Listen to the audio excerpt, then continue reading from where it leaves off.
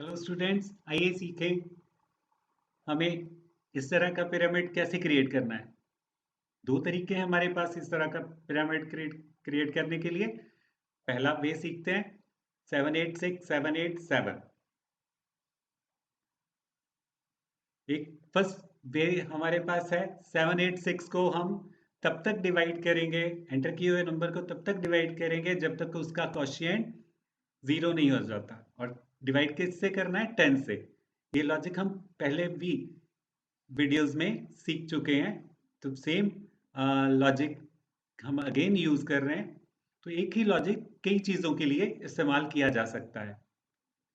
तो ये जैसे हमने सीखा कि डिजिट्स हमने कैसे अलग करने हैं नंबर को 10 से डिवाइड करते हुए।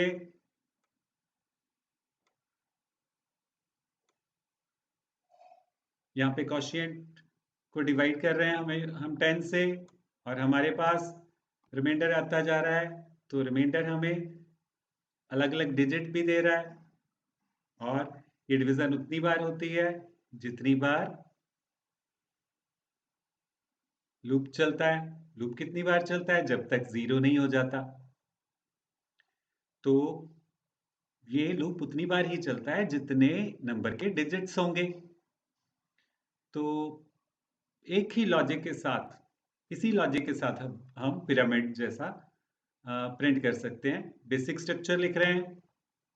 नंबर एंटर किया, एन एंटर किया हुआ नंबर एन वेरिएबल में आएगा स्कैनफ कमांड की हेल्प से। स्कैनफ कमांड रीड करके डाटा एन वेरिएबल में रखेगी, और फिर हमारा प्रोग्राम का कंट्रोल फॉर लूप के पास आएगा। फॉर लूप हमें हमेशा इस तरीके से लिखना है, जब भी हमें डिजिट्स अलग अलग करने हैं या डिजिट्स का काउंट करना है, तो क्वोशिएंट हमें ढूंढना होता है। तो फॉर लूप में हम क्वोशिएंट भी साथ साथ में फाइंड आउट कर रहे हैं।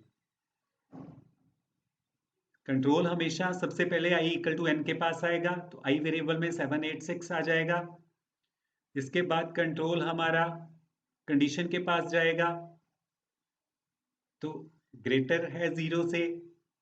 इसके बाद क्योंकि कंडीशन यस हो चुकी है, तो जब जब कंडीशन यस होती है तो कंपाइलर हमारा लूप की बॉडी में एंटर करता है।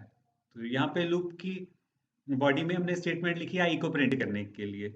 आई में कौन सी वैल्यू है? 786। तो 786 वैल्यू जो है वो स्क्रीन पे प्रिंट होगी।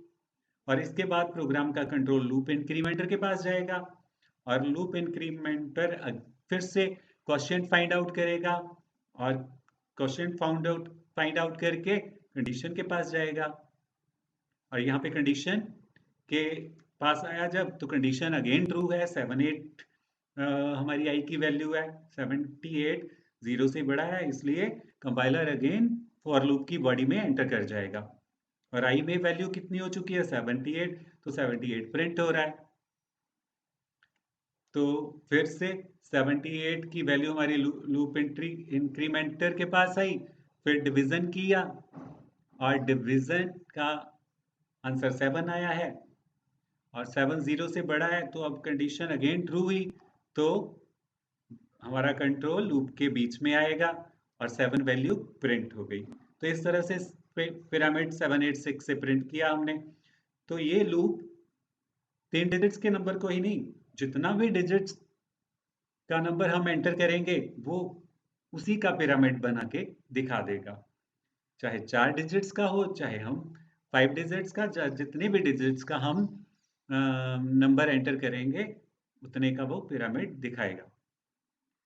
तो ये पर ये 5 डिजिट से ज्यादा नहीं दिखाएगा, क्योंकि यहाँ पे हमने इंटीजर इंटीजर वैल्यू ली है। आई को हमने इंटीजर लिया है।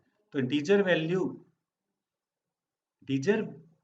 वेरिएबल में बड़ी से बड़ी वैल्यू जो है वो 32,768 वैल्यू ही रख सकते हैं।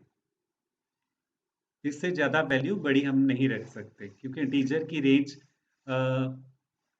हमने पहले भी आपको बताई है। तो उससे ज्यादा हम वैल्यू नहीं रख सकते। अगर हमें ज्यादा बड़ी वैल्यू लेनी है तो हमें यहाँ पे लॉन्ग करना पड़ेगा। यहाँ पे हमें लॉन्ग करना पड़ेगा, इंट की जगह पे लॉन्ग इंट लिखना पड़ेगा। तो फिर आप किसी भी लॉन्ग नंबर का आंसर प्रिंट कर सकते हो पिरामिड में। तो प्रिंट जब भी आपको लॉन्ग वैल्यू के साथ प्रिंट करना है तो आपको लॉन्ग लिखना पड़ेगा। और फिर यहाँ पे हमें LD यूज करना पड़ेगा। LD क्या है? फॉर्मेट स्पेसिफायर है। जहां जहां पे भी हमने %d लिखा है वहां पे हमें LD लिखना होगा। तो इस तरह से आपने बाकी सभी जगह LD कर लेना है। तो आई होप कि आपको ये अच्छे से समझ आया होगा। तो सेशन को स्टॉप करते हुए मिलते हैं नेक्स्ट सेशन में। Till then have a nice time.